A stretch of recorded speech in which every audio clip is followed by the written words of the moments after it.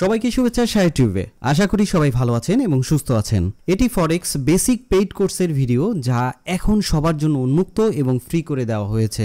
ধারাবাহিকভাবে ভিডিওগুলো পেতে নিচের ডিসক্রিপশন এবং টেলিগ্রাম লিংক ফলো করুন। আপনি যদি চ্যানেলটিতে নতুন হয়ে থাকেন তাহলে অবশ্যই সাবস্ক্রাইব করে এবং পুরাতন হয়ে থাকলে অবশ্যই লাইক শেয়ার করতে ভুলবেন না।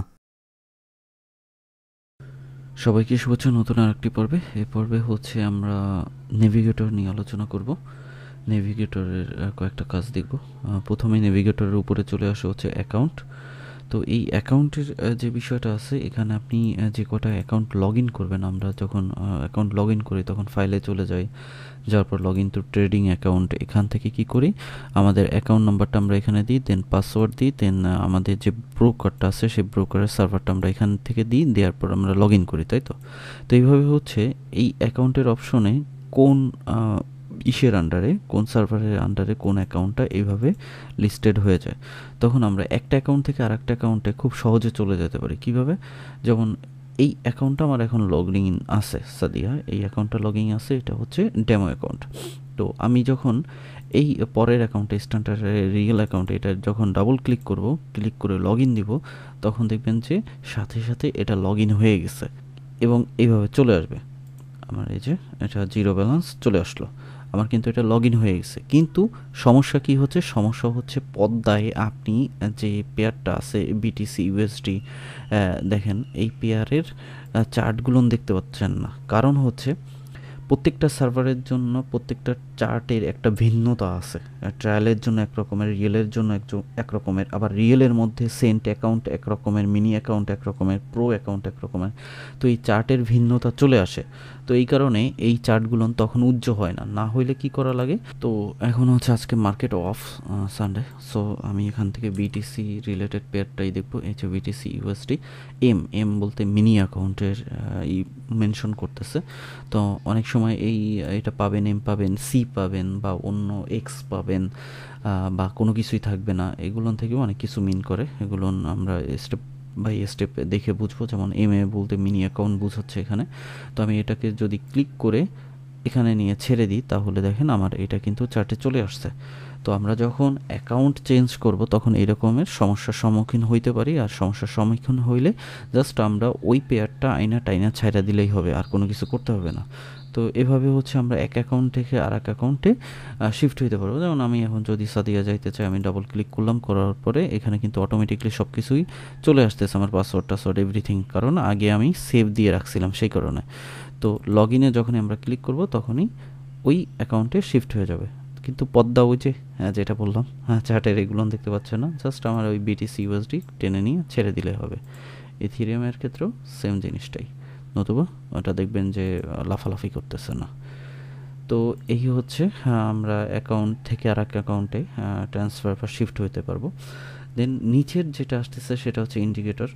এখানে কিছু কমন ইন্ডিকেটর আছে, এই ইন্ডিকেটরগুলো আপনারা চাইলে ব্যবহার করতে পারেন। এক একটা ইন্ডিকেটর এক একভাবে কাজ করে থাকে। তো প্রথমে যখন যারা শুরু করে তারা দেখা যায় যে আপনার আরএসআই, সিসিআই এগুলো নিয়ে কাজ করে, আসলে এগুলো ততটা কাজে দেয় না।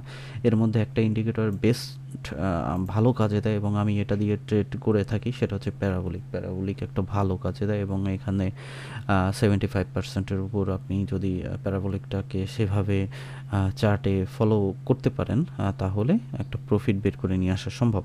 তো দেখেন আমার এই চার্ট কিন্তু পুরো নেকেড আছে। এখানে শুধুমাত্র ক্যান্ডেলের এগুলো আমরা দেখতে পাচ্ছি। আমি ডান সাইডে ক্লিক করে এখান থেকে যদি আমি ইন্ডিকেটর লিস্টে ক্লিক করি, শুধুমাত্র মুভিং অ্যাভারেজটা আছে এখানে। দেখেন এই যে এই লাল রেখাটা, এটা মুভিং অ্যাভারেজ। তা আমি এটা যদি না রাখতে চাই, আমি কিন্তু ডিলেটে ক্লিক করলে ক্লোজ করে দিলে চলে গেল। তো কীভাবে ইন্ডিকেটরটা আমি বাদ দিলাম সেটা কিন্তু দেখে নিলাম। তো এখান থেকে আমি হচ্ছে প্যারাবোলিকটা নিব। এখানে কমন যে গুলোন আছে, কমন যে ইন্ডিকেটরগুলো আছে, সেখান থেকে আমি প্যারাবোলিকটাকে নেব। এই যে প্যারাবোলিকটা নিয়ে আমি যখন ছেড়ে দিব, দিলে এরকমের অপশন চলে আসবে। আপনি এখান থেকে কিন্তু অ্যাবাউট, কমন, ইনপুট, কালার, এগুলোন থেকে ইনপুট এবং কালারের অপশন থেকে আপনি চাইলে প্যারাবোলিকের যে ইগুলোন আছে সেগুলোন চেঞ্জ করে নিতে পারবেন। বাট আমরা যেটা আছে সেটাই নিলাম, ওকেতে ক্লিক করলাম। দেখেন এইভাবে চলে আসছে। এখন আমি এই কালারটা চেঞ্জ করতে যাচ্ছি। ধরেন আমি এই ফোটাটাকে চেঞ্জ করতে যাচ্ছি এবং ফোটার কালারটা এবং ফোটার ধরনটা আমি চেঞ্জ করতে যাচ্ছি। তখন এটার উপরে ডাবল ক্লিক করতে হবে, এই যে ইন্ডিকেটরটা আছে এটার উপর জাস্ট ডাবল ক্লিক করলে পরে চলে আসছে দেখেন। তো এখান থেকে আমি কালারে এসে গেলাম, কালারে এসে যায় আমি এখান থেকে কালারটা নিলাম একটু হলুদ এবং আমি এটার হোয়াইটটা একটু বাড়াই দিলাম 4। আর লাইনের যে শেপ ওটা দরকার নাই, কারণ হোয়াইট বাড়াইলেই ওইটা হয়ে যাচ্ছে। যখনই ওকে দিব তখন দেখেন সব কিন্তু পরিবর্তন হয়ে গেছে, একটু বেশি এক্সেস বড় হয়ে গেছে। আমি আবার ডাবল ক্লিক করে এটাকে একটু কমায় দিই, 2 থাকাটাই মনে হয় বেটার। ওকে, দেখেন এটা কিন্তু চলে আসছে। মূলত প্যারাবোলিক হচ্ছে ট্রেন্ড লাইনটাকে শো করে এবং এটাকে যদি আপনি 1 ঘন্টায় ভালোভাবে কাজে লাগাইতে পারেন তাহলে ভালো প্রফিট। তো এইভাবে হচ্ছে কমন যে ইন্ডিকেটরগুলো আছে আপনি আপনার চার্টে এইভাবে ইনপুট করতে পারবেন। এখন আমরা যদি বাহিরের কোনো ইন্ডিকেটর আনতে চাই সেটা আমরা কিভাবে আনবো, তো সেইটার জন্য আমাদের যে জিনিসটা করতে হবে, আমরা উপরে চলে যাব। এই যে ইন্ডিকেটরটা আছে আমি একটু অন্যভাবে দেখাবো, অনেকে অনেকভাবে দেখায় বাট আমি একটু অন্যভাবে দেখাবো।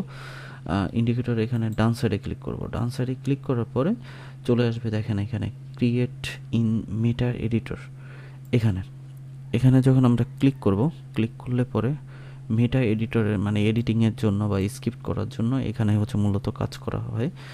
যারা এখানে কোডিং নিয়ে কাজ করে তারা হচ্ছে এইসব জায়গায় মানে আসার পরে তারপর কোডিং নিয়ে কাজ করে, যেসব আপনার ইন্ডিকেটর বলেন বা রোবট বলেন সব কিছু এখান থেকে স্ক্রিপ্ট করে করে পরিবর্তন করা হয় বা কাজ করা হয়। তো এখানে আমি হচ্ছে এখানে ক্লিক করব।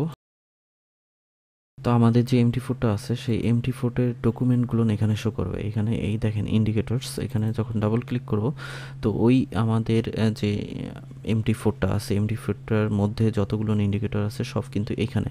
তো আমরা এটাকে কি করব, ক্যান্সেল দিয়ে মিনিমাইজ করে আমাদের যে ডেস্কটপে ইন্ডিকেটর আছে বা আমি যে জায়গা সেভ করে রাখছি সেই ইন্ডিকেটরগুলো জাস্ট এখান থেকে কপি করে নিব। তো আমি এখানে এই কটা সিলেক্ট করছি এবং এই সিলেক্ট করা কয়টাই আমি ধরে নিব, আমি জাস্ট কপি করলাম বা ডান সাইডে ক্লিক করে আপনি এটাকে কপি করুন। কপি করার পরে আপনার ওই যে মেটা এডিটরের যে জায়গাটা সেখানে চলে আসুন, আসার পরে ওই ফোল্ডারটা অন করুন, অন করার পরে ইন্ডিকেটরস, দেন এখানে আপনি পেস্ট করে দেন। আমি এখানে পেস্ট করে দিলাম, আবার শিওর হওয়ার জন্য আরেকবার পেস্ট করলাম, রিপ্লেস করে দিলাম, করে ক্লোজ করলাম, এটাও ক্লোজ করলাম, এটাও আমি ক্লোজ করে দিলাম। এবং আমার যে এটা আছে এক্সনেক্স আছে এটা আমরা চাইলে রিফ্রেশ করতে পারি, আর রিফ্রেশ না করে আমি এটাকে ক্লোজই করে দেওয়া বেটার। দেন আমরা আবার এক্সনেক্সটাকে অন করলাম, অন করার পর দেখেন আমরা হচ্ছে যেটা করছিলাম, আমরা কমন একটা ইন্ডিকেটর নিচ্ছিলাম সেটা হচ্ছে প্যারাবোলিক। বাট এখন আমরা নিচের দিকে যদি যাই, এখানে ওই যে শায়েস্তানি দিয়ে যে ইন্ডিকেটরটা আছে সেটা কিন্তু আমাদের এখানে ইনপুট হয়ে গেছে, সাপ্লাই ডিমান্ডের যেটা আছে ইনপুট হয়ে গেছে। এখন আমরা যদি শায়েস্তানি এটা নিয়ে ক্লিক করে এভাবে ছেড়ে দিই তাহলে দেখবেন উপরে আমার ওই আই প্যানেলের ইন্ডিকেটরটা চলে আসছে। আমি সেকেন্ডটাও দিয়ে দিলাম, এই চলে আসছে। দেন সাপ্লাই ডিমান্ড যদি আমি নিতে যাচ্ছি জাস্ট ক্লিক করে ছেড়ে দেওয়ার পর ওকে দিলে এটা ইনপুট হয়ে যাচ্ছে। সাপোর্ট রেসিস্ট্যান্স আমি দিয়ে ওকে করলে ইনপুট হয়ে যাচ্ছে। তো এইভাবে হচ্ছে আপনি বাহিরের যে ইন্ডিকেটরগুলো আছে MT4 সাপোর্টের সেই ইন্ডিকেটরগুলো আপনি ইনপুট করতে পারবেন। ভিতরে যেগুলো আছে কমন সেগুলো তো করাই যাচ্ছে, আর বাহিরেরগুলো সেম এই সিস্টেমেই করতে হবে। তো নেভিগেটরের মূলত এই দুইটা কাজ আমাদের জানলেই হবে, বেসিক রিলেটেড। আর এরপরে আছে এক্সপার্ট, অ্যাডভাইসার, স্ক্রিপ্ট, এগুলো না আসলে অ্যাডভান্স লেভেলের, তো ওদিকে আমরা যাব না, জাস্ট এই দুইটা জানলেই অনেক কিছু। তো এভাবে হচ্ছে আমরা বাহির থেকে আমাদের যদি কোনো ইন্ডিকেটর থেকে থাকে সেগুলো আমরা নিয়ে আসতে পারি। দেন আমরা অ্যাকাউন্টগুলো কীভাবে চেঞ্জ করব সেটা আমরা দেখলাম। এখন আমরা যদি ইন্ডিকেটরটা বাদ দিতে চাই সেক্ষেত্রেও আগে কিন্তু দেখাইছি, ডান সাইডে ক্লিক করবেন, ক্লিক করার পরে এখানে দেখবেন ইন্ডিকেটর লিস্ট আছে, ইন্ডিকেটর লিস্টে এখানে ক্লিক করার পর আপনার যত প্রকার ইন্ডিকেটর আছে এখানে কিন্তু শো করবে। আপনার যেটা প্রয়োজন নয় আপনি জাস্ট সেটাকে সিলেক্ট করে ডিলিট করে দিয়ে ক্লোজ করলে আপনি বের হয়ে আসলে সেই ইন্ডিকেটরটা ওখান থেকে বের হয়ে যাচ্ছে, তো ওখানে চার্টে থাকতেছে না।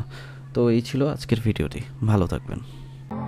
সঙ্গে থাকতে সাবস্ক্রাইব করে বেল বাটনটি ক্লিক করে রাখবেন, কারণ পরবর্তী ভিডিও নোটিফিকেশনের মাধ্যমে সাথে সাথে পেয়ে যাবেন।